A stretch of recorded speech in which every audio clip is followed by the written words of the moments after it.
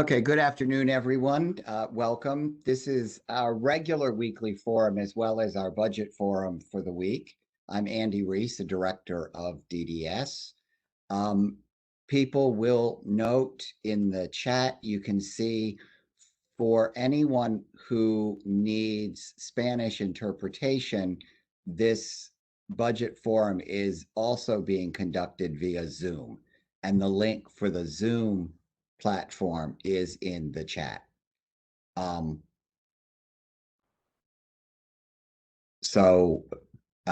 We will have, and because this is scheduled for over an hour, our interpreters, as we always do, we will have an ASL interpreter and our Spanish interpreters. What that means is that every 20 minutes, we'll have to take a brief break to switch interpreters. So given that it is our regular forum, I will go ahead and share our data. I will also say that the data that we have this week is the exact same as the data that we had last week, which is very good news. So I will move quickly through it, but if people have any questions, please, as always, go ahead and type them in the chat, and then we'll move on to our budget forum. As people are aware, Mayor Bowser released her FY22 budget yesterday to the council, and it is available. We'll have a link at the end of the slides where you can link to the OCFO page where the budget book is available and you can review it in more detail. Another thing I will say is when we planned the budget forum for today, the council member's office was originally planning for our budget hearing to occur next week. As people know, our budget hearing is on June 7th. What that means is you and we will have more time. So you'll be able to review the budget book that is available online. You can hear today's presentation. And of course, if you have any additional questions, or if there are any questions that require follow-up, we can address those next Friday at our forum.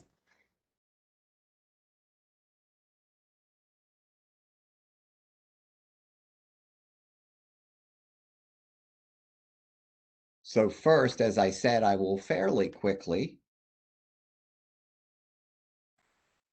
walk through our COVID slides.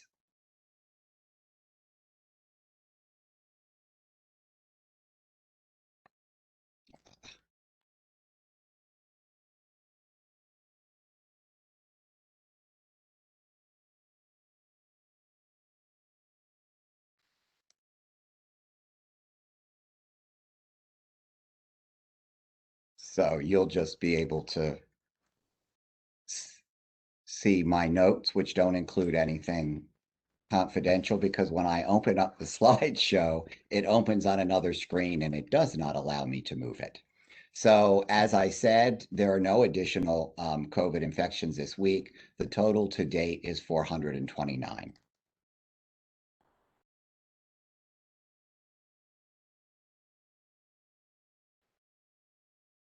And in terms of placement type,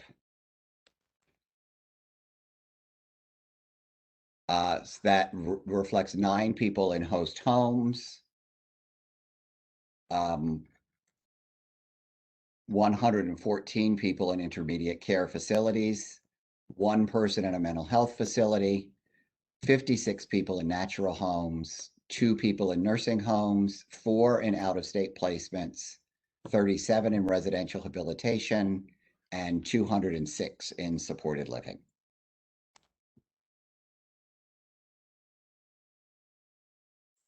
And as before, in terms of percentages, this reflects the 114 people in intermediate care facilities reflects about 38% of the total people in intermediate care facilities.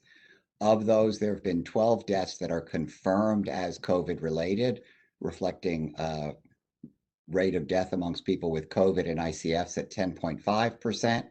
However, of the 114 people who've contracted COVID, we have had an additional 11 people who have died. In natural homes, the 56 people who have contracted COVID reflect 6% of the total number that we support in natural homes. And 5 of those have died, and all 5 were confirmed as COVID deaths, reflecting about 9% of people with COVID in natural homes who have died. In residential habilitation, there have been 37 people who've contracted COVID, which represents about 34% of the people. Of those, 2 have been confirmed as COVID deaths. There have been 3 deaths total. The percentage then of people who have confirmed COVID death in residential habilitation is a little over 5%. And in supported living, 206 people have contracted COVID, which represents about 22%. And there have been 15 confirmed COVID deaths, representing a little over 7%. And there were an additional 6 deaths, which would bring that up to 10%. So overall, the 429 people reflect about 18% of people supported by DDA who have contracted COVID. And of those, there are 36 confirmed deaths from COVID. And there are 20, and I'll get to that later, some of which have been confirmed as not COVID, and some where the cause of death is still pending. So by placement type, as you can see, in the month of May, the one COVID diagnosis that we had is not reflected on this chart. It was in a host home.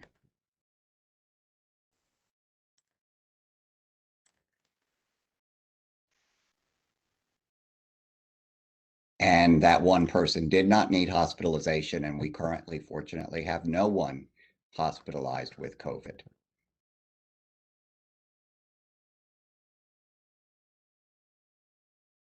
We have had 1 death of a person who had COVID previously in the month of May. We're awaiting confirmation regarding the cause of that death, so it's not recorded as a COVID death. There have been, of the 56 people who have died following a COVID diagnosis, 12 have been confirmed as not COVID related. 8, we are still awaiting confirmation of the cause of death from OCME, which reflects a total number of COVID deaths as 36. Fortunately, this week, we also had no change in the provider staff diagnosed with COVID. So it reflects 696 staff who have tested positive, 51 who work for more than one provider, and 10 who have died from COVID.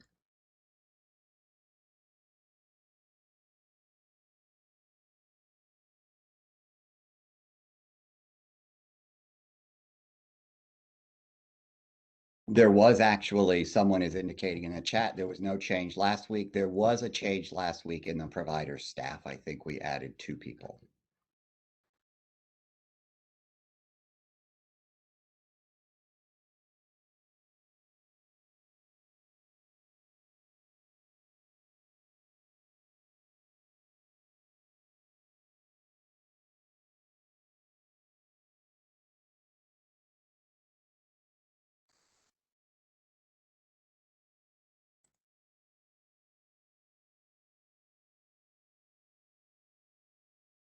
So now I'll move on. If there are no questions about that, I'm going to move on to our budget.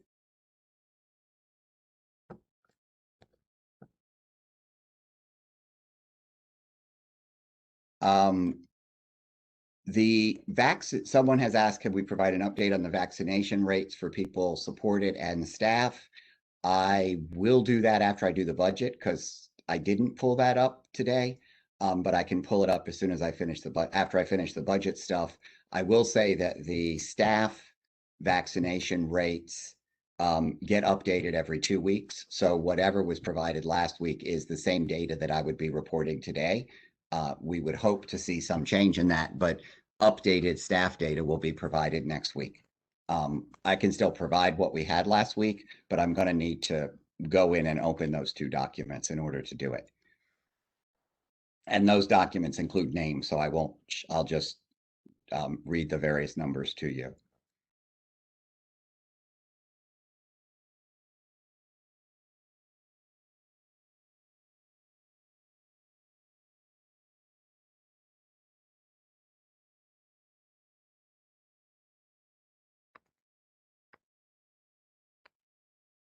So if people could confirm that you can see the screen.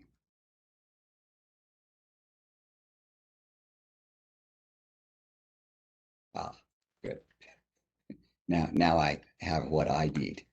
So, the good news, the proposed budget for DDS in fiscal year 22 reflects a 1.7 increase over our total proposed budget, or our total approved budget from fiscal year 21. In fiscal year 21, the approved budget was 193.5 million, and in fiscal year 22, it is up to 196.8 million. Uh, Not only is the budget overall an increase, but the local funds budget is also an increase. In FY21, the approved budget was 131 million, and in FY22, it is about 134 million, reflecting about a 2.3% increase. I am going to ask people, or just let people know, if you put questions in the chat, I'm not sure that I will see them while I have the slideshow being presented. So if I'm not responding to questions in the chat, I will respond once I'm done with the slides. But if you type them in now, that'll be a way of memorializing them to make sure I get to all the questions. So looking at the program budget by administration, what you see is as I said, overall in the agency, there's a slight increase. Some of what you see here reflects a shift. So DDA, the proposed budget for 22 reflects about a $6 million increase over the approved budget for 21.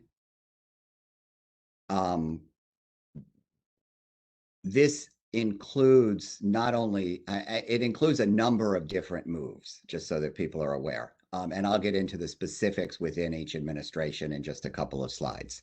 The RSA budget is essentially flat.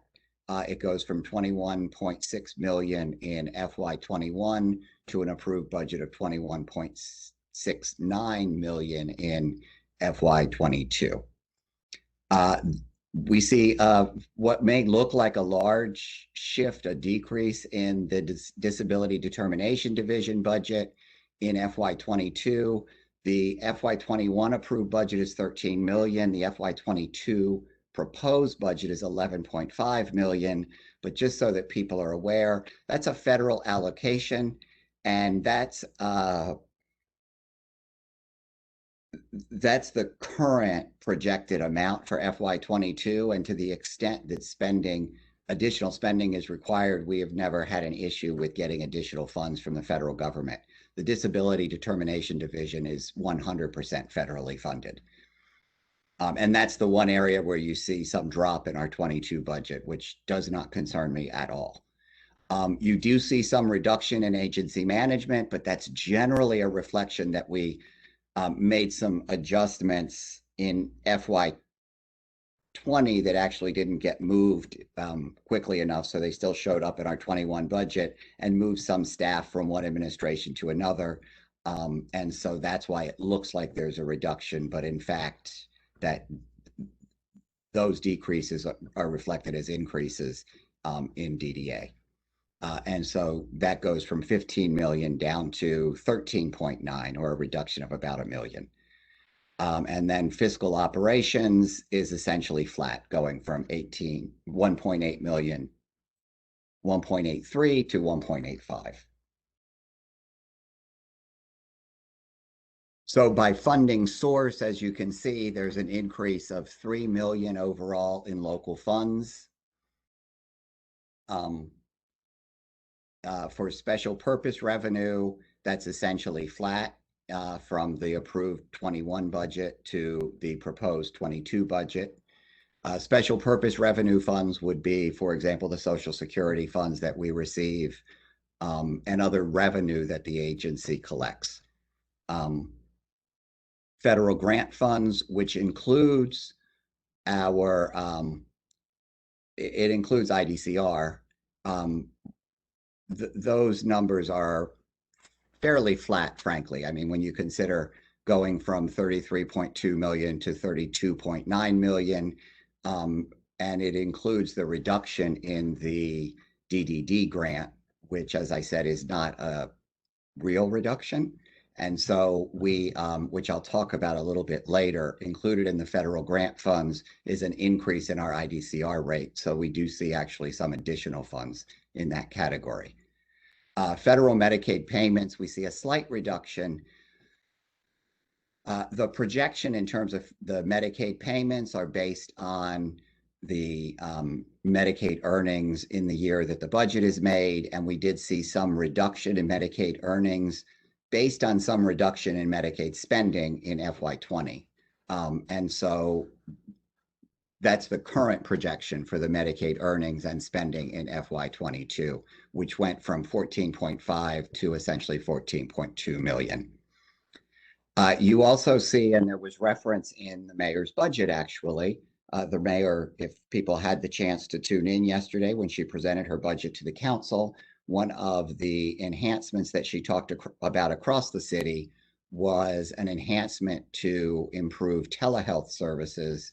And so part of what we will be including, and I'll talk about this a little bit later as well, in our American Rescue Plan Act, will be improving or establishing a telehealth program within the DDA for available to people in the DDA waiver for folks in initially in licensed settings, and then depending on how that goes, expanding it to all people in licensed homes and supported living, which would make which would provide for a remote urgent care service so that people, ideally it's a service that we would see that would reduce ER visits, reduce inpatient hospitalization stays, because we would have immediate availability of telehealth urgent care where some things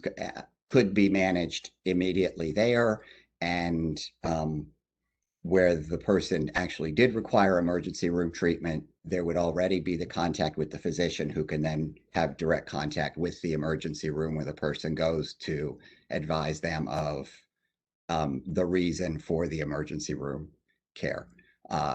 What they've seen in other states where this has been implemented is a significant drop in emergency room visits and in inpatient hospital stays. There's also an increase this year of $246,000 in intra-district funds. That's only reflected as an increase because in FY21, we didn't budget for this amount, although it reflects the amount that is paid to our agency from CFSA for some youth who are still in foster care who are receiving waiver services, where CFSA is paying the local share for those waiver services. It's not really an increase. It just reflects that this year it is in the budget. And last year it was paid and it was still in our local budget, but it was in DDA rather than reflected in intra-district. So our staffing is not changed at all, still the same number of staff. As I said, so it's the same number of staff. We have moved some staff only because we audited to make sure that everyone, we didn't move, we did move nursing staff from quality to DDA. They've been working closely, especially during the pandemic, working very closely with service coordination with our provider agencies. And so, they were moved. They kept the same direct supervisor, but they had a different deputy responsible for them. Other than that, there were some shifts in terms of making sure that people were captured in the correct accounting code. But the overall most important message is there is no change overall in the staffing. So what you see within the budget is this table 5, which shows sort of significant changes in the budget. One that's a little confusing when you look at it, you have to look at lines 1 and 2. One says removal of one-time costs, and then align resources with operational spending.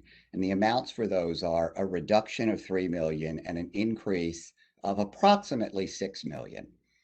And so the removal of the one-time $3 million cost is from the waiver because for whatever reason, the Medicaid growth was removed as a one-time cost and put back in as a recurring budget amount. And additional funds were also devoted there to the waiver. So what you see is essentially essentially a $3 million increase in the cost for the waiver.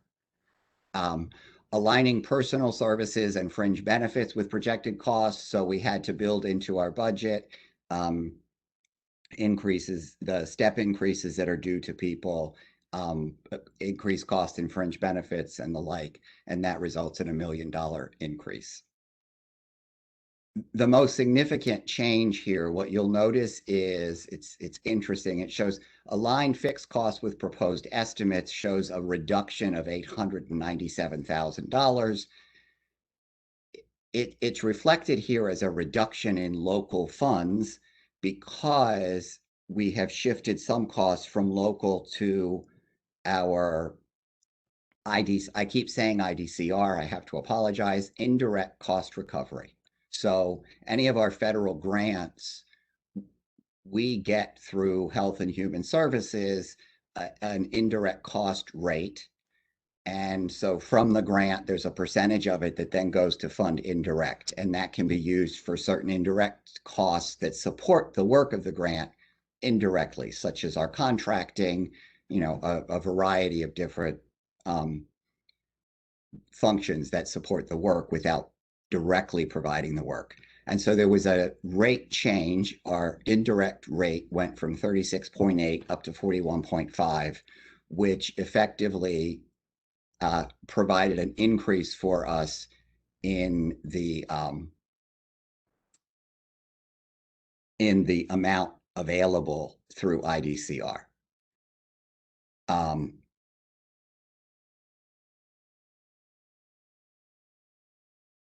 And then I have like way too many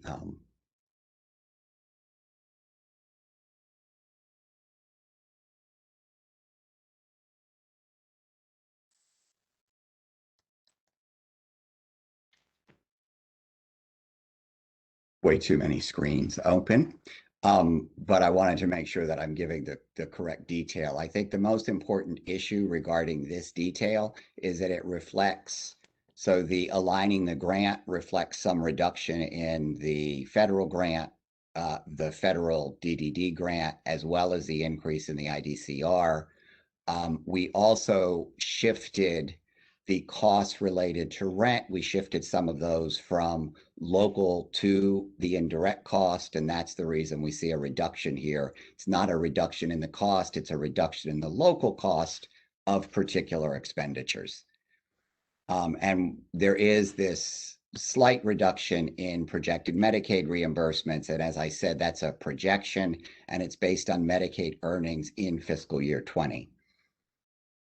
And then the $246,000 increase is really only reflective of the fact that it was not included as an intra-district cost in our FY21 budget.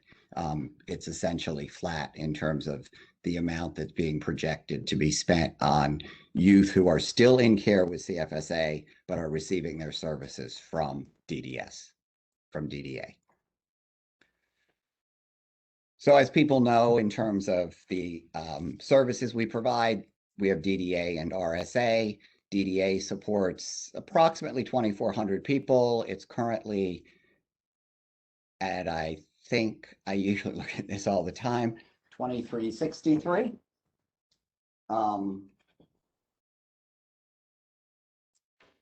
And it has, as people are aware, 2 waivers, the comprehensive waiver, which provides 23 services, and our new IFS waiver, which has 18 services. And both of these are intended to provide integrated community-based services for folks.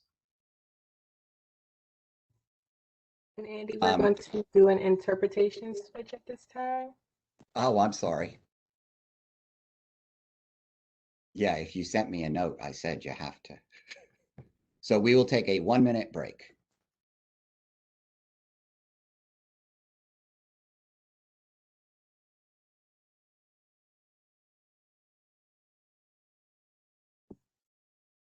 We're good. Okay, very good. So we have currently 1,825 comprehensive waiver participants. We have one IFS waiver participant. The proposed local share for the waiver in our 22 budget is 92.8 million. As people know, the waiver is one of the drivers, the major driver of the budget at DDS. When we look at a local fund budget of 134 million, just about 93 million of that is waiver funds. So, it is certainly the lion's share of the budget at DDS. So that people understand, I wanted to provide, we have provided before the waiver expenditures year over year. And so what you can see is that in FY20, so in FY19, our local waiver expenditures were 76.6 million. In FY20, our local waiver expenditures actually went down to 70.1 million. However, I think it's very important to keep that in context of the public health emergency, which included enhanced FMAP. And so what I've also included here is the overall cost of our waiver, because what we saw was from FY19, where we were spending 255 million overall with a federal share of 70%. In FY20, that went up to 283 million. However, the federal share also went up to 76.2%. And so while we had some savings on the local side because of that enhanced FMAP, we did still continue to see significant increases in the costs of the waiver services. While the number of participants in FY20 remained relatively flat, I think net during the waiver year, we added 4 people. The cost went up 10% that year. And so we are projected in our FY20, our FY21 approved budget includes 89.5 in local funds, which we also expect, because the public health emergency is likely to last all year, we may see some savings there in local funds. However, the projected growth may be slightly underestimated, and it's projected to grow from 283 to 299 million, which would be slower growth than we saw the prior year. Thus far in this waiver year,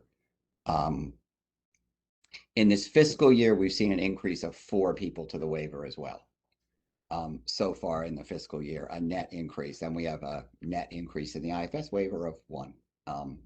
And so our projected increase in the waiver in FY22 is a local funds increase of up to 92.8 million.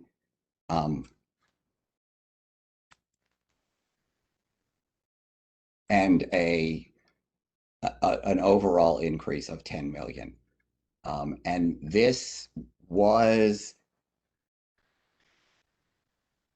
these expected increases do not account for the public health emergency. So, the 21 and 22 may see some changes along the way. One thing I want to say before we move on from the waiver, we do currently, as I had indicated, we are currently using 1,825 waiver slots. And people may be aware that that is below where we projected we would be in our waiver at this point in time when the waiver began in 2017.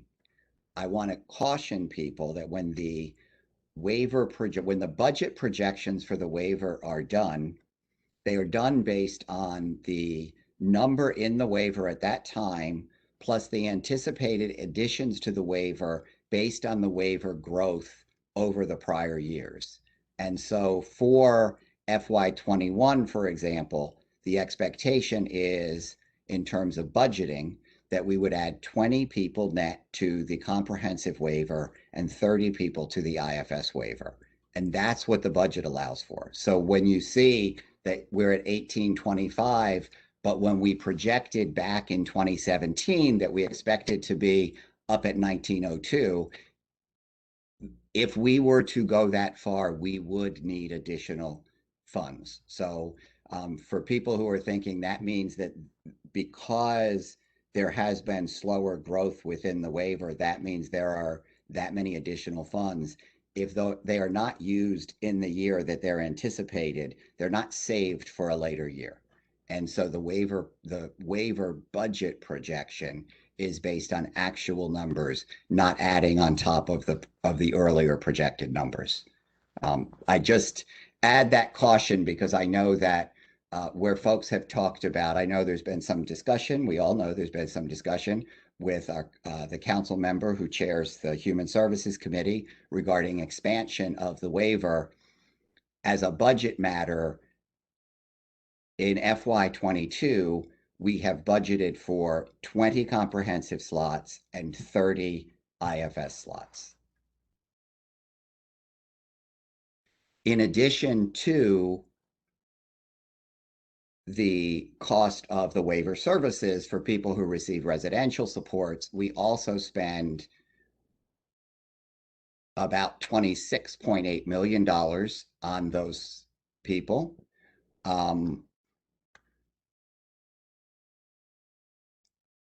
Which works out, there are about a little over 1,000 people who get residential supports from us. It works out to about $26,250 per person for residential supports. Included in our residential costs is also a very small group of people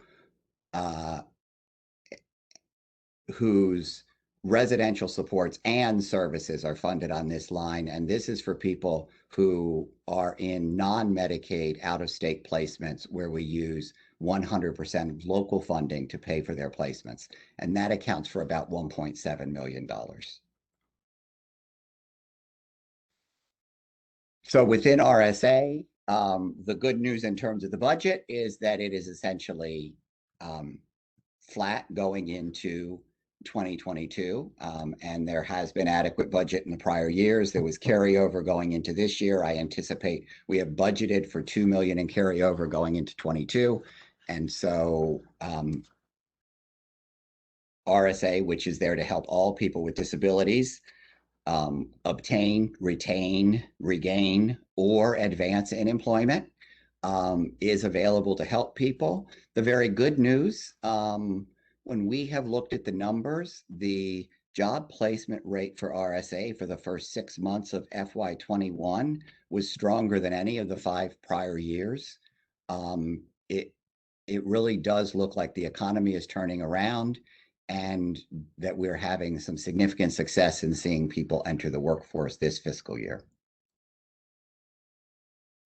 DDD, as I said, fully federally funded. Their job is to do medical determinations of disability. The $11.5 million that is allocated for them is a budget projection for fiscal year 22 based on the allocation that we've gotten so far from the Social Security Administration. To the extent they ask us to do additional work, they provide additional funds. So that is never an issue. We currently have 13 vacancies within DDD, which require Social Security Administration approval to fill. So as I said, the hearing is on Monday, June 7th at 9 a.m. Once again, it will be virtual, which allows for, I think it allows it for more people to be able to testify. one of the challenges is that our hearing is happening at the same time as DHCF, so you might need multiple devices to be able to attend both, to be available to testify. If you're interested in testifying, we have the link here and can assist people. You can go to briannenadeau.com/testify and brianneknadeau.com/testify and to be able to sign up as a witness. And there's also the link here. People can watch this live. We do have some folks as well. If people need assistance in preparing testimony, Quality Trust for Individuals with Disabilities at 202-448-1450, and the DC Developmental Disabilities Council at 202-724-8612 are both available to help people. The budget is available online on OCFO's website. Ours is volume 3. The link is here. And when I close this, I will copy this link into the chat box. And so now I'll stop sharing so that I can see what comments or questions there may be. And as soon as I figure out where I can do that. There we go. Having several screens is helpful, but it's also challenging at times.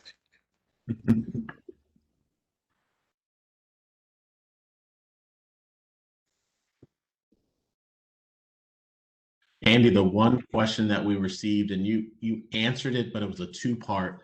The question was, does the budget include any of the recently authorized Hcbs monies? And so you answer that with a no. And the second part was, if not, what's the plan for the use of those funds?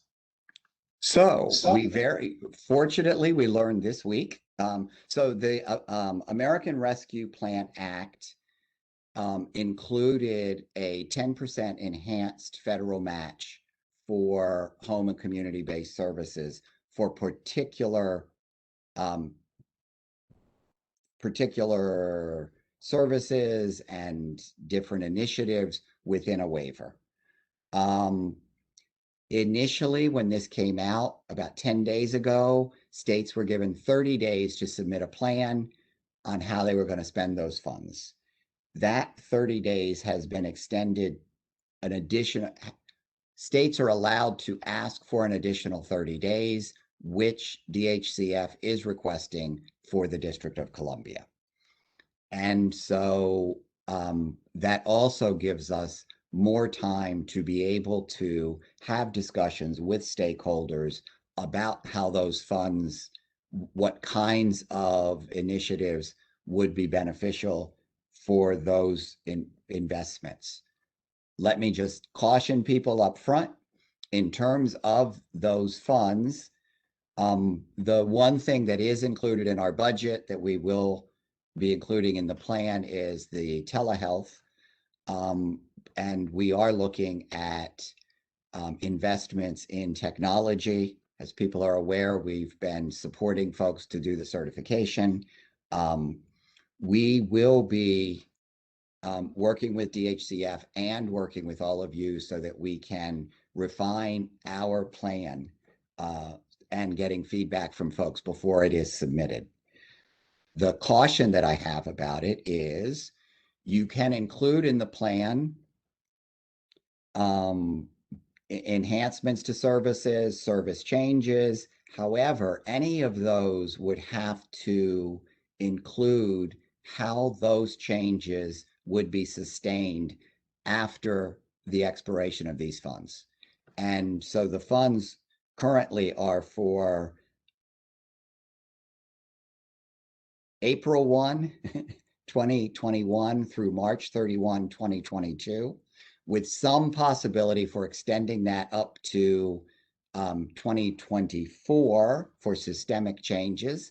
However, as I said, any systemic changes need to include a plan for how those systemic changes will be sustained in out years, because these are one-time only funds. They are not recurring funds.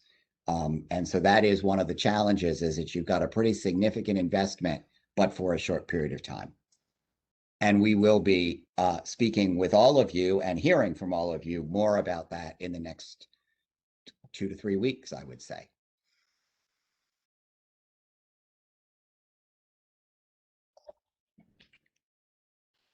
There's a comment from Bob Williams that the telehealth initiative is great, and he strongly urges it be made available to people receiving waiver services living with their families, where often there are aging parents, as soon as possible. There's a comment from Carol Grigsby. I'm not sure if there's a question here, Carol. Discussion is for reform of DD eligibility criteria. Correct. Question from Sandy Bernstein. Are you saying DDS does not have the budget available to fund all of the available slots that you asked for from CMS? I certainly wouldn't say it like that. Yes. So the slots, so to be clear, when we get approval for a waiver, we make a projection for 5 years of the number of slots that we will use. And certainly projecting 5 years out, and these 5 years, I would challenge anyone to have projected out, starting in 2017. So you make a projection of the number of slots that you anticipate adding each year over the subsequent 5 years. When we're doing a budget projection, we're doing a budget for the following year. So we don't include in our budget anticipating growing more than we have grown in the prior years. And so do we have budget to grow more than we did any prior year? No, we do not. That would end up with us allocating funds and holding those funds within DDS's budget that we don't really have at this time a plan or an expectation to spend. And those funds would then come from other areas of the city's budget. So, those savings that occurred because the waiver did not grow at the level we expected in FY20 were savings in that year. You can't carry over those local savings into the next year. We carry over, there are provisions for carrying over grant funds, but you don't carry over local savings. Is there an allocation within the FY22 budget for the DSP hourly wage targets included in the DSP Payment Rate Act of 2019? No, unfortunately, there is not. As people may recall, the fiscal impact statement for that was that for FY22, it would have cost an additional $6.6 million, which would have meant essentially tripling the local enhancement to the DDS budget. And I mean, I will say where we have landed with this budget, when you consider where we have been over the past year, feels very positive. As people recall, there was projections and the reality of a deep, deep hole. The hole has not been as deep as originally projected. In spite of that, we have still seen an increase in our overall budget and an increase in our local funds budget, but not at that level.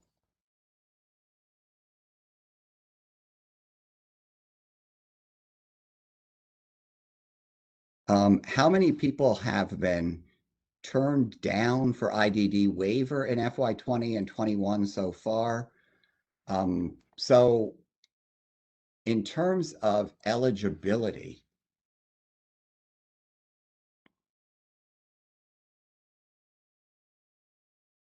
hold on one second and I'll have those numbers for you. In terms of eligibility so people don't get turned down. I guess there's the potential that someone could be determined eligible and then found not eligible for the waiver.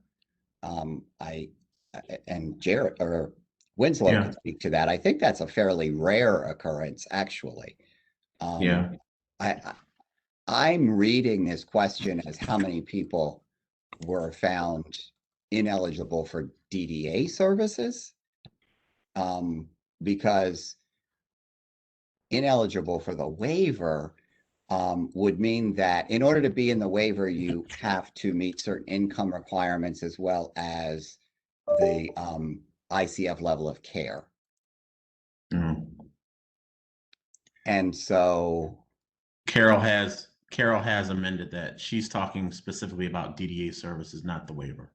okay, so in FY21 to date, we have received, or through April 30th, we've received 55 applications, and 31 people were determined eligible and 24 people were determined ineligible.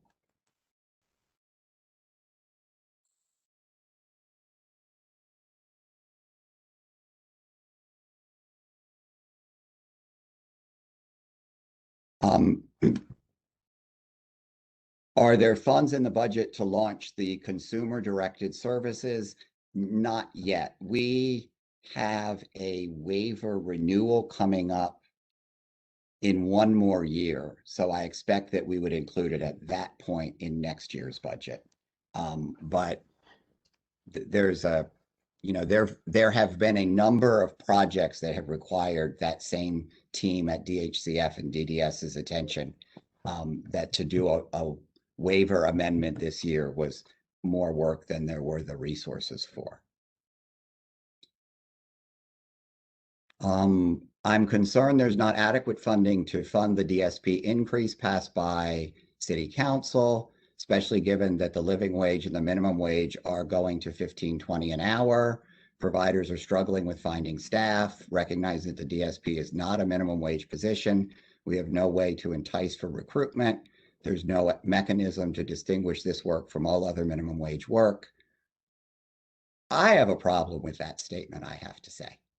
Having been a person that entered employment in social work at the ground level as someone making minimum wage, and as someone who, started working at Bob's Big Boy and then McDonald's, the pay was comparable. The work was not. And I saw it as the first step in a career. So, when people keep comparing it as though the DSPs could go ahead and work at Walmart because they'll make the same wage, I would have to disagree.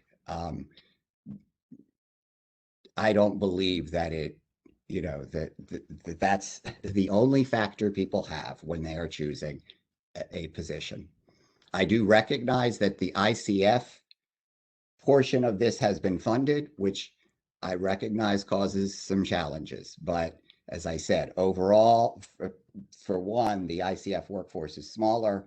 The cost of implementation within the ICFs, what they were able to do through the Stevie Sellos funding, and the additional costs in FY22 for DDS to implement this in the waiver would have been 3 times the local enhancement that we got. And there were just not the funds available to be able to do that.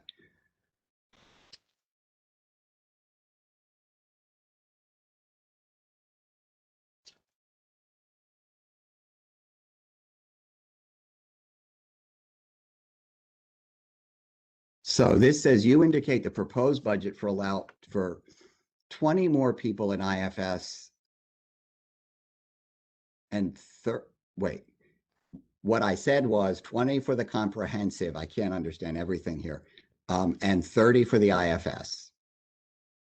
How were those numbers arrived at and what factors were taken into consideration? Those are the projections that were made based on prior year net increases in the number of people to the waiver. So based on historical data, we looked at that.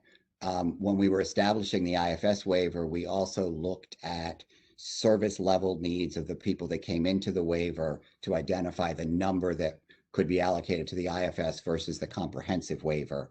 But essentially over a number of years, we saw, and I used to have that slide, I could get that for people. We saw sort of a net increase of 50 people per year into the waiver. When we established the IFS waiver, we looked at the service level needs of the people coming in to identify how many would go into each waiver.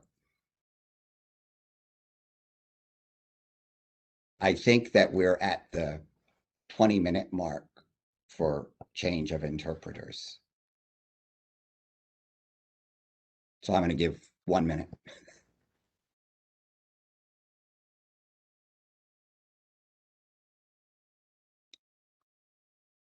There's a statement, the challenges faced by direct support professionals cannot be compared to that of someone working at Walmart. I agree absolutely.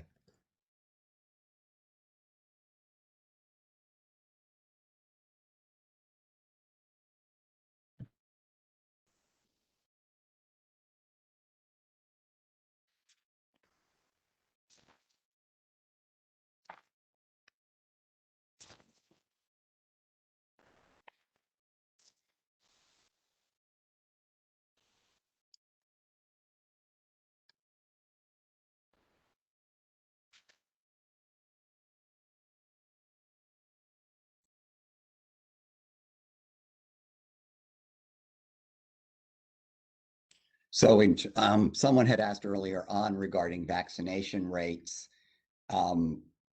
slowly plugging away. For the people that we support, it is now up to 72% of people we support who have been vaccinated. I will admit that for whatever reason, I guess because I was working on the budget, I usually go through and break that down by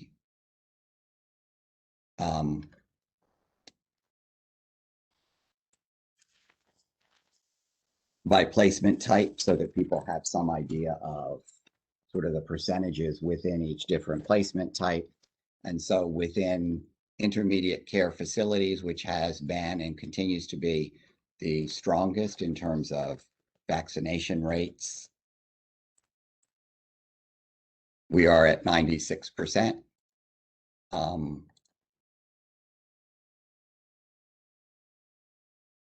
In natural homes,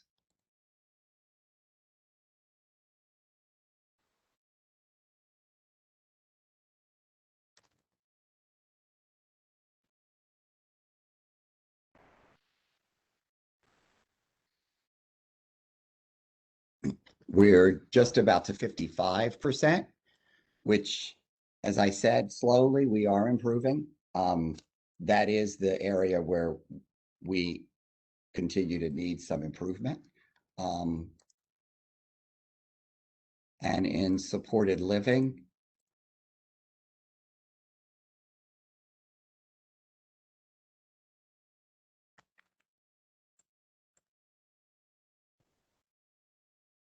we are at 82%, which is very strong. That's wonderful. And so, like I say, the one area where we continue to devote resources on is engaging with people who are in their natural homes to get that number up. I'm hopeful that one of the things that will help with that is we are seeing, there was a really good meeting with day program providers this week.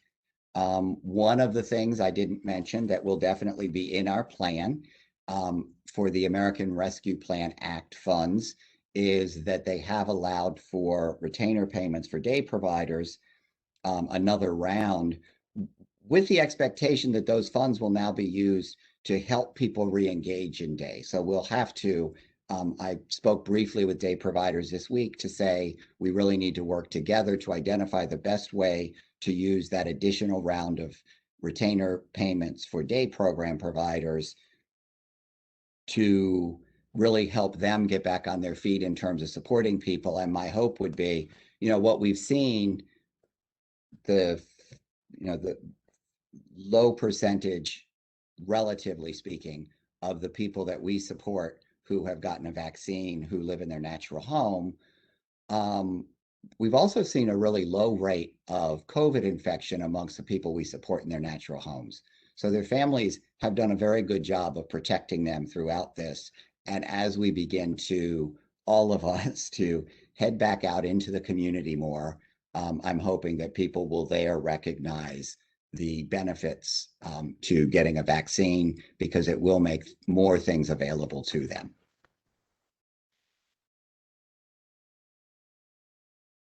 Am I correct to conclude that the additional 20 slots in the comprehensive waiver are to increase from the 1825 presently supported? No. In that we have had, in this waiver year, we have had a net decrease of 3 in the waiver year. In the budget year, there's been a net, so we should probably go by the budget year because that's what, so there's been a net increase, so of 4. So beginning at the beginning of this fiscal year, we had 1821. And so this fiscal year, you would expect to go to 1841. And in fiscal year 22, you'd expect to go to 1861 based on these budget projections.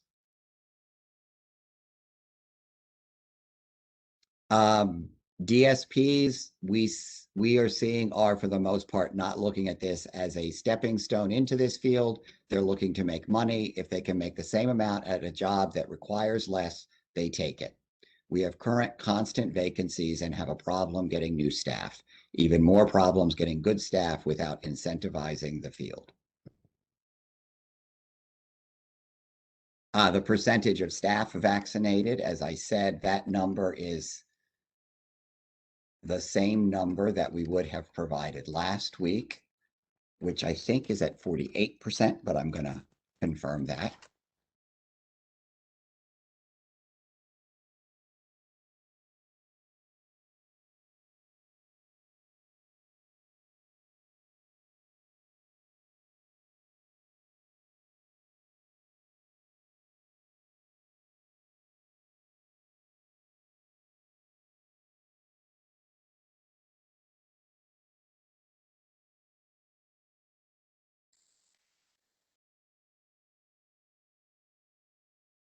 Oh, I'm sorry, it is at 46%. As of May the 21st, the numbers that we received. And as I have said before, that is a range of performance at different agencies in terms of their success in getting their staff vaccinated. From a provider, more than one, unfortunately, at 9% of their staff vaccinated, up to providers who have 100% of staff vaccinated.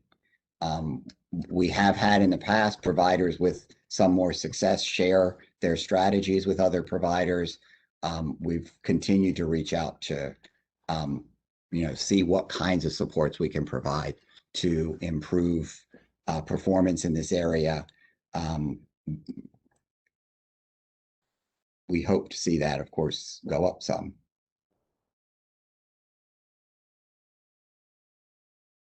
Look at the fact is that DSPs often have to work far more than 40 hours a week, put their loved ones' lives on the lines, and are critical to the lives of those DDS supports. This is not aimed at me, but is beyond arrogant for the mayor and the deputy mayor to ignore this. I would just say that for the mayor and the deputy mayor, who's the deputy mayor for Health and Human Services, they would not only be looking at the cost of addressing it for direct support professionals, but home health aides, certified nurse, the CNAs, and other entry-level positions in health fields, which really have all of these same issues. And it is one of the reasons, that the district is one of the few jurisdictions in the country, one of the first to get to a higher minimum wage, and has a minimum wage that increases every year. Other states had as a goal to get to 15, and they got there and they stayed there. The district's minimum wage is going up this year, and it will go up by the Consumer Price Index each year. So these are difficult decisions that have to be made. And, I'm not discounting the challenges that are presented.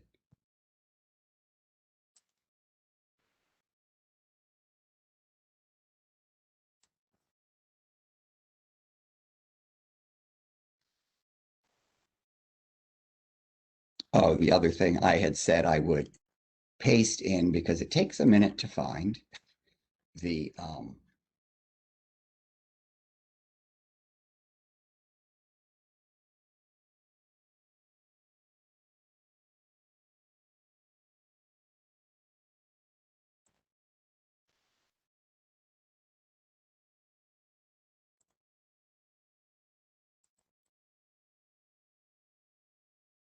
I'm just pasting the link in the box so that people can see the, I think I did just now.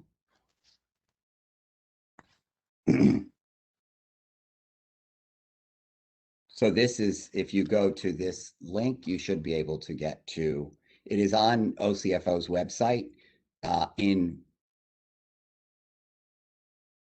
volume 3.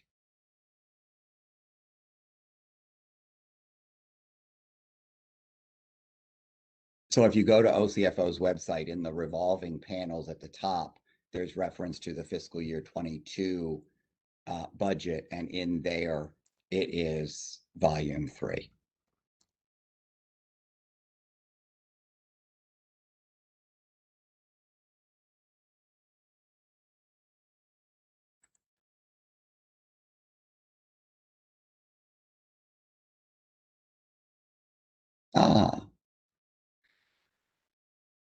So it's a link in my presentation, but it didn't show up as a link here. So I will go to the link again and post it, hopefully, as a link for people.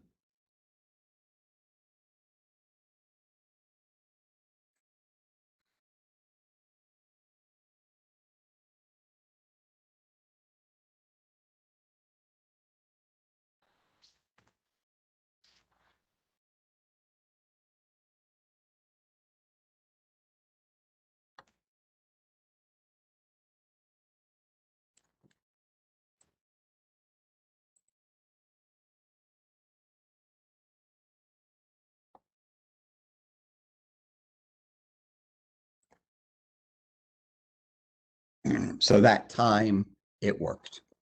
The link is in the chat box.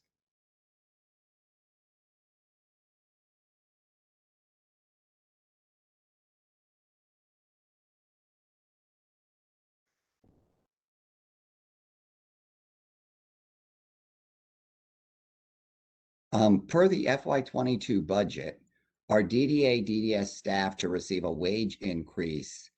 And if so, what percent and at what cost? So I don't know if people watched the mayor's presentation yesterday.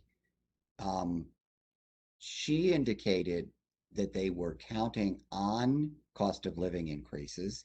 People may be aware that for unionized employees, the district has agreements, some of which expire this year, some expire next year, that did include wages.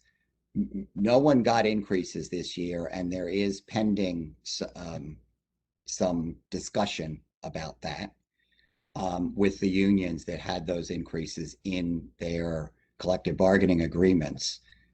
There is within our budget at this time only increases to account for increased cost for fringe benefits and some step increases, but there is not a wage increase included here. The mayor referenced the possibility of a 2% cost of living increase in FY22. However, that is not included in the budget that is being presented right now. So exactly how that's going to work was not clear to me.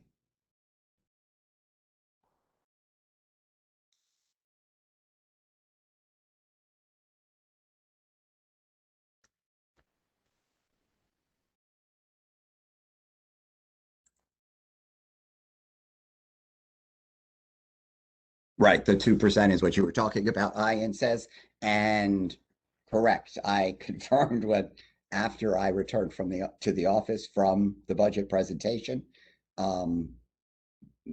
Our budget was developed following the announcement by the mayor that the district's budgets would not include wage increases for FY21 or the next 3 years after that, that none of the 4 years where they do their long-term planning included any anticipated wage increases. So when she referenced the 2% yesterday, I cannot say, I can only say that it is not included in the personnel costs in our currently proposed FY22 budget.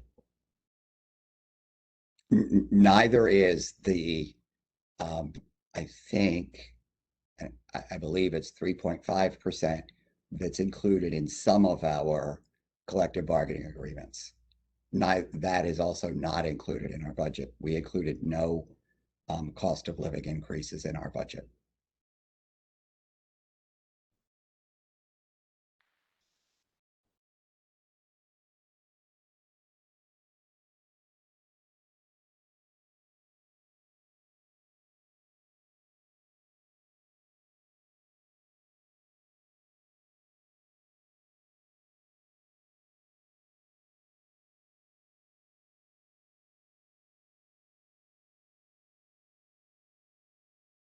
So we had scheduled 2 hours for today. Certainly, it appears we don't need the 2 hours, which is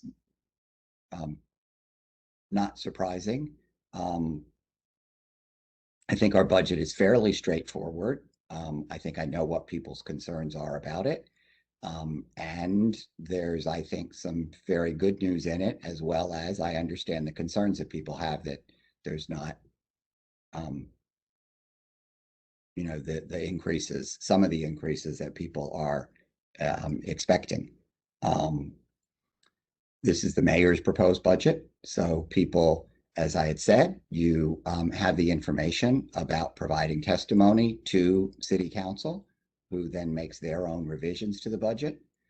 And so I'm hoping that people will come to our June 7th hearing to support, at the very least, supporting everything that the mayor has included in her budget for the Department on Disability Services in FY22.